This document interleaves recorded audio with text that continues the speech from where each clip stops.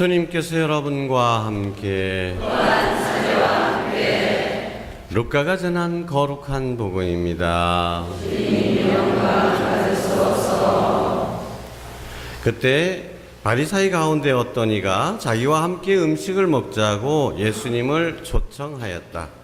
그리하여 예수님께서는 그 바리사이의 집에 들어가시어 식탁에 앉으셨다. 그 거울에 죄인인 여자가 하나 있었는데 예수님께서 바리사이의 집에서 음식을 잡수시고 계시다는 것을 알고 왔다. 그 여자는 향유가 든 옥합을 들고서 예수님 뒤쪽 발치에 서서 울며 눈물로 그분의 발을 적시기 시작하더니 자기의 머리카락으로 닦고 나서 그 발에 입을 맞추고 향유를 부어 발랐다. 예수님을 초대한 바리사이가 그것을 보고 저 사람이 예언자라면 자기에게 손을 대는 여자가 누구이며 어떤 사람인지 곧 죄인인지를 알 터인데 하고 속으로 말하였다. 그때 예수님께서 말씀하셨다. 시몬아, 너에게 할 말이 있다. 시몬이 스승님 말씀하십시오 하였다. 어떤 채권자에게 채무자가 둘 있었다. 한 사람은 500데나리온을 빚지고 다른 사람은 50데나리온을 빚졌다. 둘 다 갚을 길이 없었으므로 채권자는 그들에게 빚을 탕감해 주었다. 그러면 그들 가운데 누가 그 채권자를 더 사랑하겠느냐? 시몬이 더 많이 탕감받은 사람이라고 생각합니다 하고 대답하자 예수님께서 옳게 판단하였다 하고 말씀하셨다. 그리고 그 여자를 돌아보시며 시몬에게 이르셨다.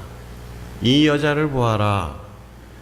내가 네 집에 들어왔을 때 너는 나에게 발 씻음을도 주지 않았다. 그러나 이 여자는 눈물로 내 발을 적시고 자기의 머리카락으로 닦아주었다. 너는 나에게 입을 맞추지 않았지만 이 여자는 내가 들어왔을 때부터 줄곧 내 발에 입을 맞추었다. 너는 내 머리에 기름을 부어 발라주지 않았다. 그러나 이 여자는 내 발에 향유를 부어 발라주었다. 그러므로 내가 너에게 말한다. 이 여자는 그 많은 죄를 용서받았다. 그래서 큰 사랑을 드러낸 것이다. 그러나 적게 용서받은 사람은 적게 사랑한다. 그러고 나서 예수님께서 그 여자에게 말씀하셨다. 너는 죄를 용서받았다. 그러자 식탁에 함께 앉아있던 이들이 속으로 저 사람이 누구에게 죄까지 용서해 주는가 하고 말하였다. 그러나 예수님께서는 그 여자에게 이르셨다. 내 믿음이 너를 구원하였다. 편안히 가거라. 주님의 말씀입니다. 그리스도의 찬양합니다. 앉으십시오. 참 예수님, 우리는 방금 예수님의 일생에서 가장 아름다운 장면을 들었습니다. 예수님께 사람들이 잘해드린 이야기는 별로 없습니다. 예수님께서 이런 대접 받으셨다, 저런 대접 받으셨다, 뭐 이런 이야기는 별로 없고요. 그런데 오늘 우리가 들은 이 장면은 여러 가지 버전으로 약간씩 다르긴 하지만 루카복음이 전하는 이 이야기는 가장 아름다운 이야기 중에 하나입니다. 예수님께서 바리사이파 사람의 집에 초대를 받으셨습니다. 그 이름은 시몬이었습니다. 시몬이 좀 좋은 데 나왔으면 좋겠는데 나쁜 데 나와서 제가 좀 기분이 안 좋습니다. 시몬. 이 집 주인이 시몬인데 예수님 소문을 듣고 그렇게 기적도 행한다 그러고 사람들 추정도 많이 한다 그러니까 어떤 사람인지 알아보려고 우리 식사 한번 합시다 하고 자기 집에 초대를 한 거예요. 근데 그 얘기를 듣고 그 거울에 공적인 죄인, 그러니까 아마 몸을 파는 여자가 아니었는가 이제 추측이 되죠. 공적으로 그냥 죄인이라고 소문난 인정된 이런 사람이, 이런 여자였으니까. 근데 그 여자가 그 얘기를 듣고는 예수님 뒷발꿈치에 서가지고 눈물로 예수님의 발을 적시고 자기의 머리카락으로 예수님의 발을 닦고 거기에다가 자기의 전 재산인 향유를 발에다 발라드렸다. 이 여자를 바라보시는 예수님의 눈길은 어떠셨을까?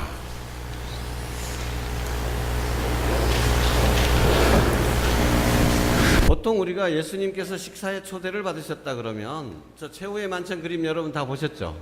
저런 장면을 연상을 합니다. 의자가 있고 또 식탁이 있고 의자에들 다 앉아 있는 거예요. 근데 저거는 사실 있을 수 없는 이야기입니다. 밥 먹을 때 저쪽으로 일렬로 쫙 밥 먹는 사람 어디 있습니까? 서로 마주 보면서 이렇게 하니까 저건 기념 촬영한 거죠, 그거. 저 장면은 아주 유명한 그림입니다만은 어쨌든 예수님께서 최후의 만찬에서 이제 너희들 중에 누가 한 명이 나를 배반할 거다. 그러니까 다들 누굴까? 예, 이렇게들 서로 막 얼굴 보고 왼쪽의 그림을 보면 예수님 바로 왼쪽에는 사도 요한이 있고 그 오른쪽에는 바로 그 다음에는 수염 기른 저 사람이 베드로입니다. 베드로가 요한한테 야 누군지 예수님한테 한번 물어보라. 지금 그러고 있는 중이에요. 그런 장면입니다. 그런데 저런 식으로 예수님께서 식탁에 앉으셨다면 여자가 와서 뒤에 와가지고 어떤 발에다가 향유 부르고 눈물 뭐 합니까? 사실 저거는 그 당시 자기네들 기준으로 생각한 것이지 예수님 시대에는 식탁이라는 것이 저런 형식이 아니었고 식사를 한다면 이렇게 쿠션 있죠. 예, 바닥에다가 쿠션이 있고 그 베개 같은 거 크게 이렇게 해가지고 비스듬히 누워 있었던 겁니다. 연회가 그런 식으로 돼 있었어요. 의자에 앉는 것이 아니라. 그러니까 제가 이렇게 누워 있고 여기 반쯤 이렇게 누워 있고 비스듬히 누워 있고 바로 옆에 누워 있고. 그래서 최후의 만찬 때도 바로 이쪽에 예수님 이쪽에 누가 있었느냐? 예수님이 이렇게 누워 있으면 바로 이쪽엔 누가? 사도 요한이 앉아 있다가 예수님 가슴에 폭 기대인 거예요. 이렇게 돌리면 예수님 가슴이죠. 그래서 예수님 가슴에 기대고 있었다라는 표현이 그래서 가능한 겁니다. 의자에 앉아 있는데 한 것이 아니라는 얘기죠. 자, 보십시오. 그런데 예수님께서 이제 몸을 일으키신 거죠. 반쯤 일으키셔가지고 자신의 발에 향유를 붓는 여인을 바라보시는 것입니다. 그리고 예수님 오른쪽에는 저 누구겠어요? 집주인 시몬, 바리새파 사람 시몬이 보이는 거예요. 자, 더 크게 예수님의 얼굴과 그 여인을 바라보는 예수님과 시몬의 얼굴입니다. 자, 시몬은 뭐라고 말합니까? 아이고, 저 더러운 년이 자기 몸 만지는데 예수님도 저 예언자를 나면 저 어떤 여자인지 알 건데 알았으면 어떻게 하리라고 생각했어요. 저 눈매를 보십시오. 아이고, 예수님이 만약에 저 여자가 어떤 여자인지 알았더라면 발로 차망 이 더러운 년은 어디다 감히 내 몸에 손을 대 이러리라고 생각하는 거예요.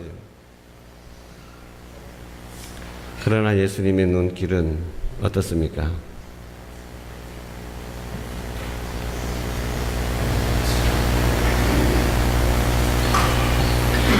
예수님께서 시몬에게 말씀을 하시죠. 시몬, 나 물어볼 말이 있다. 어떤 사람한테 채무자에게 빚진 사람이 둘이 있었는데 한 사람은 500데나리온, 한 데나리온이 하루 일당입니다. 요즘 뭐 일당 5만 원도 못 받는 분들도 많이 계시지만 계산하기 좋게 어떤 사람은 또 20만 원씩도 받으니까 10만 원으로 계산하면 500데나리온이면 얼마입니까? 5천만 원이잖아요. 5천만 원 빚을 진 거예요. 50데나리온은 500만 원 빚을 진 거예요. 둘 다 갚을 길이 없었으니까 아예 안 갚아도 좋다 하고 탕감을 해줬어. 그러면 누가 더 그 탕감해 준 사람을 사랑하겠느냐? 둘 중에. 당연히 5천만 원 탕감 받은 사람이 더 사랑하겠죠. 그래. 여러분, 이 성경에서 죄라고 하는 말과 빚이라고 하는 말은 같은 단어입니다. 그러니까 내가 하느님께 죄를 지었다라는 말은 내가 하느님께 빚을 졌다라는 말입니다. 하느님께서 내 죄를 용서해 주셨다라는 말은 하느님께서 내 빚을 탕감해 주셨다라는 이런 말입니다. 똑같이 씁니다. 그러니까 그때 상황을 보면서 번역을 해야 돼요. 이스라엘 사람들은 죄란 하느님께 빚진 거라고 생각했어요. 그래서 바로 이 비유를 말씀하시는 거예요.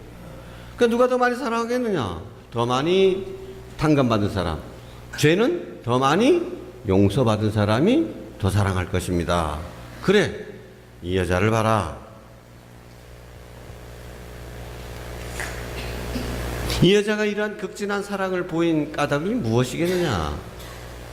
자기가 많이 용서받았기 때문에 많이 사랑한 것이다. 그럼 거꾸로 시몬은 자기가 용서받을 일이 별로 없다고 생각하는 거예요. 용서받은 게 별로 없으니까 드러나는 사랑도 적을 수밖에 없는 것입니다. 우리의 신앙생활에서도 기준이 있다면 내가 정말 사랑하면서 살아야 된다. 하나님을 전적으로 사랑하고 정말 뜨겁게 사랑하면서 살고 싶은데 왜 내 마음은 이렇게 차가울까? 근데 그때 성찰해 봐야 될 첫 번째 것은 내가 얼마나 많은 죄를 지었고 그 많은 죄를 거저 용서받았는지를 잊어버리는 것입니다. 깨우치지 못하고 있는 것입니다. 세례 때 받은 은총이 얼마나 큰 것인지, 그 이후로 우리가 얼마나 많은 죄를 거듭해서 지었는데 하나님께서 얼마나 너무도 쉽게 용서를 해주셨어요. 너무 쉽게 용서해줘 버리니까 그 가치를 몰라 우리들이. 오늘 제1독서에서는 다윗의 얘기가 나옵니다. 다윗 시대에 다윗을 임금으로 머리에 기름 부어서 그리스도 메시아로 만든 사람은 누굽니까? 선지자, 예언자 누구예요? 마지막 판관. 이름 아는 사람 손 들어보십시오. 조용히. 저 이래서 우리가 개신교 신자들한테 맨날 성서를 모른다고 욕먹는 거예요. 사무엘이라는 마지막 판관입니다. 사무엘. 그리고 이 사무엘 이후에 예언자들이 뭐 크고 작은 그런 예언자들이 많이 있는데 다윗 임금 시대에 나단이라고 하는 예언자가 또 있었습니다. 그런데 이 다윗이 말이죠. 훌륭한 사람이긴 했지만 결점도 많은 사람이었습니다. 이게 전쟁을 하는데 이번에는 총사령관 조나단만 보냈어요. 총사령관하고 군대를 보내고 자기는 그 예루살렘 궁전에 앉아가지고 산보를 하고 있는데, 궁전은 좀 높은 데 있잖아요. 그 옥상에서 보니까, 나무 사이로 웬 선녀 같은 여자가 이 모욕을 하는데 이것도 미치겠는가 너무 예뻐 보이는 거야. 그래서 시종을 시켜가지고, 야, 그 여자 차 좀 마시게 불러오너라. 그래서. 알고 보니까 우리아라고 하는 장군의 부인이었습니다. 아, 그래, 남편 어디 갔냐? 이거 우리한데 지금 우리 저 전쟁터에 나갔습니다. 그러냐? 그럼 너 적적하겠네? 너 심심하겠네? 나랑 같이 차나 마시자. 근데 차만 마신 게 아니고 이 선을 넘어버리게 된 거예요. 그러고도 이제 남편 돌아오기 전까지 그냥 아무도 모르겠지 하고 둘만 미래를 즐기고 있었는데, 이 여자가 하는 말이, 임금님 큰일 났어요. 나 자기 아기 가졌는데 어떡해? 아이고, 임금님이 이건 난리가 났어요. 왜? 자기 부하들은 목숨을 걸어놓고 나라를 지키고 싸움을 하고 있는데 후방에서 임금이라는 것이 부하 부인이나 데리고 놀다니, 이러면 이게 말이 안 되는 거예요. 요즘 같으면 탄핵 대상이 되는 거죠. 그래가지고 다윗이 고민을 하다가 꾀를 냈어요. 그래서 얼른 총사령관한테 전령을 보내가지고, 야, 우리야 특별 휴가를 보내게 해라. 그래서 특별 휴가를 오면 어떻게 하겠어요? 오랫동안 부인과 잠자리를 못했으니까 얼른 집에 가서 부인하고 이렇게 하겠지. 그러면 한두 달 차이 나도 이 시기 너 아이게 임마 하고 우기면 되겠지. 이런 식으로 그냥 뭉쓰려고 한 거예요. 근데 이 우리아가 딱 휴가를 오더니만은, 임금님 휴가 왔습니다. 그래 수고했다고 술 주고 그러는데, 아이고 다음날 아침에 보니까 집에 안 가본 거야. 안 가본. 너 왜 집에 안 갔냐 어제? 아이고 지금 우리 총사령관하고 우리 임금님의 군사들이 다 들판에서 야영하면서 싸우고 있는데 제가 특별 휴가라고 해가지고 어떻게 집에서 마누라 끼고 잘 수 있겠습니까? 아이고 다윗이 미치는 거야 이 멍청한 놈 이거. 어떡하지도 못하고. 그래서 그날 밤에 술 복상 먹이면 집에 강 작하거든. 그날도 집에 안 들어가. 그 다음날도 집에 안 들어가. 그러니 어떻게 해요? 할 수 없이, 야 이거 총사령관한테 이거 전해라 하고 편지를 썼는데, 그 편지의 내용이 뭔지 아세요? 요 놈을 제일 그 강병, 적이 강한 곳에 보내서 병사들을, 부하들을 뒤로 싹 빼불라. 혼자서 칼 맞아 죽게. 사령관은 그 편지를 보고 그대로 했죠. 죽었습니다. 그러니까 우리가 죽으니까, 에이구, 그 부인은, 아이고, 전몰 장병 미망인 아닙니까? 아이고, 안 됐다 해가지고 지가 내가 위로해주마 해서 지 와이프로 삼은 거예요. 그리고는, 아이고, 죽은 놈은 안 됐지만은 뭐 할 수 없다 하고 그냥 그렇게 살았을지 모릅니다. 근데 이 나단이라고 하는 예언자에게 하느님의 말씀이 내린 겁니다.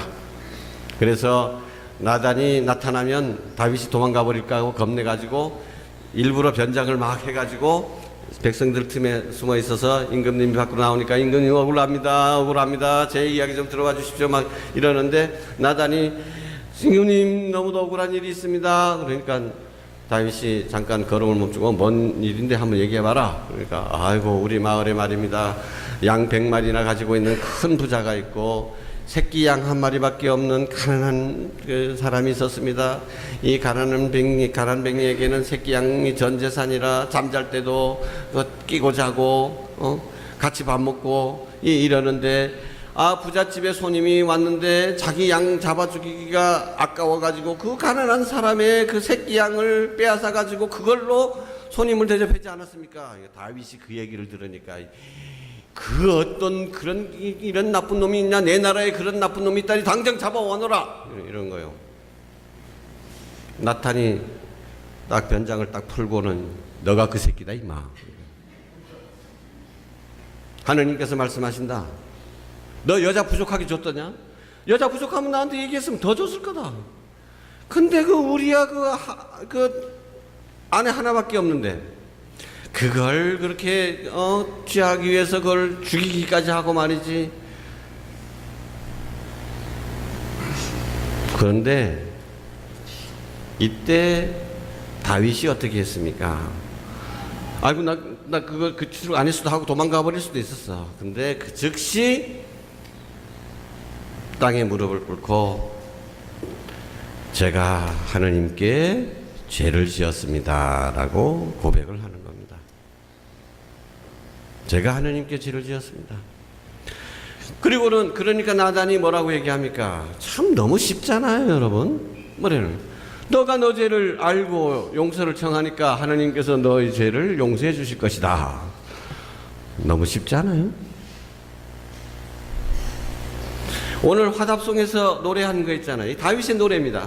하느님께서 죄악을 벌하지 않으시고 허물을 들춰내지 않으시고 그렇게 그 죄를 다 용서해 주셔서 허물을 씻어준 이는 얼마나 복된가.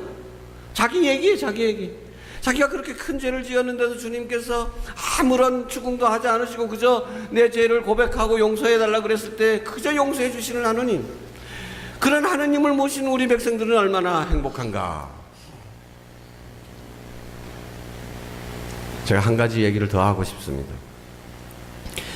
이스라엘에서 이제 다윗이 벌을 전혀 안 받은 건 아니죠. 그 아들 대에 와가지고 막 아들이 막 임금님 다윗을 죽이려고 하고 구테타가 일어납니다. 그리고 또 자기 아들들끼리 서로 막 싸우고 난리가 나는 거예요. 그래서 솔로몬이 마지막에 승리를 해가지고 뭐 임금이 됩니다만은 그 솔로몬 다음에 바로 나라가 나누어지잖아요. 말로 나라가 나누어졌다 그러는데 나누어지려면 얼마나 많은 갈등들이 있습니까? 근데 이제 북쪽이 이스라엘이라는 나라가 되고 남쪽은 유다 지파만 남았으니까 유다 왕국이 되는 거잖아요. 북쪽 이스라엘 임금 중에서 제일 못된 임금으로 소문난 최고로 치는 임금이 아합이라고 하는 임금입니다. 이 아합이라고 하는 임금은 엘리야 시대 때 얘기인데 이 아합이라고 하는 임금이 그 위에 그 동맹을 강화하기 위해서 시돈이라고 하는 나라, 지금 레바논, 그 나라에 그 공주하고 정략 결혼을 했는데 이 부인의 이름이 이사벨입니다. 이사벨. 근데 이 이사벨이 또 악독한 여자라. 그러니까 자기가 믿던 신을 이스라엘에 보급하려고 그러는 거예요. 이스라엘의 원래 야훼 신앙을 없애버리고 자기 나라 신을 막 숭상하게끔 만들어버리는 거예요. 그래서 이스라엘에 야훼 신앙이 다 사라지게 됐어. 근데 하루는 아합이 영 보니까 밥도 없고 밥도 안 먹고 시무룩해 있거든요. 그래서 여보 왜 그래요? 그러니까 뭐 별일 아닌데 그 우리 옆에 우리 저기 정원 옆에 포도밭 있잖아. 그래. 그래요. 그 포도밭을 좀 우리가 사가지고 넓혀서 정원을 하면 좋을 것 같아가지고 그 나봇이라고 하는 그 밭주인 불러가지고 그거 팔라 그랬더니 말이야. 이게 돈 더 주겠네도 안 팔아. 조상 대대로부터 내려온 밭이라고 그러면서 안 판다니. 에이그 임금님 그런 일 갖고 무슨 밥도 안 먹고 경햄수가 그건 내가 다 알아먹구다. 어떻게 했는지 이사벨이 그 나봇이 사는 동네에 그 원로들을 불러가지고 거짓 증언하게 만들었어. 하느님을 모욕하고 이렇게 했다. 거짓 증언하니까 세 사람이 증언이면 참이다 그랬잖아요. 그래가지고 돌에 맞아 죽었어 나봇. 그러니까 죄인의 땅이니까 나라가 몰수한다 해가지고 아합이 그 포도원을 차지한 거예요. 그때 또 예언자가 나타납니다. 예언자가 나타나가지고 이 아합이 나쁜 놈아, 나봇의 피를 개들이 핥았던 것처럼 너도 그렇게 될 것이다. 그렇게 예언을 합니다. 그러니까 그 예언을 듣고 난 다음에 아합은 어땠어요? 기분이 나쁘잖아요. 진짜로 믿음도 별로 없지만 진짜로 경되면 어떨 건가 싶어가지고. 그래서 성경은 딱 이렇게 얘기합니다. 아합이 하느님 앞에서 풀이 죽어서 거닐었다. 잘못했던 말 용서해 주십시오 한 것도 아닙니다. 단순히 기가 죽어서, 풀이 죽어서. 근데 성경은 또 뭐라고 얘기하느냐? 하느님께서 아합의 그러한 풀 죽은 모습을 보시고 아합을 용서해 주셨다. 여러분 이게 말이 됩니까? 우리 하느님은 이런 분이십니다.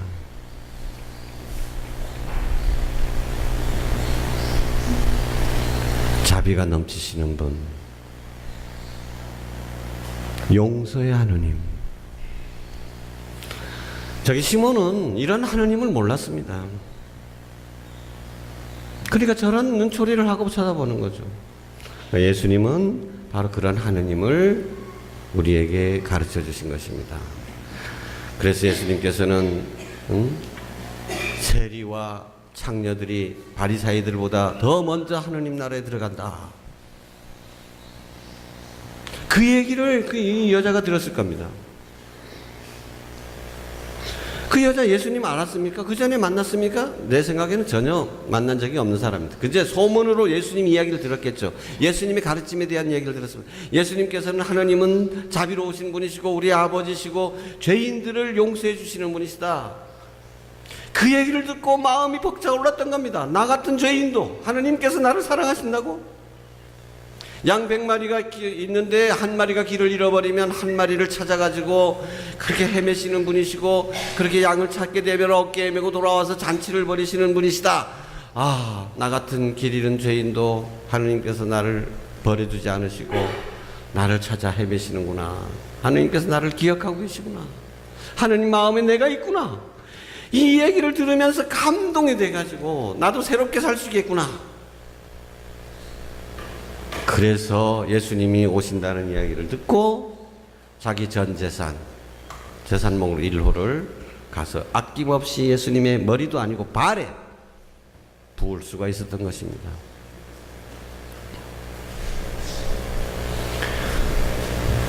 하느님께서 자비로우시고 너그러우시고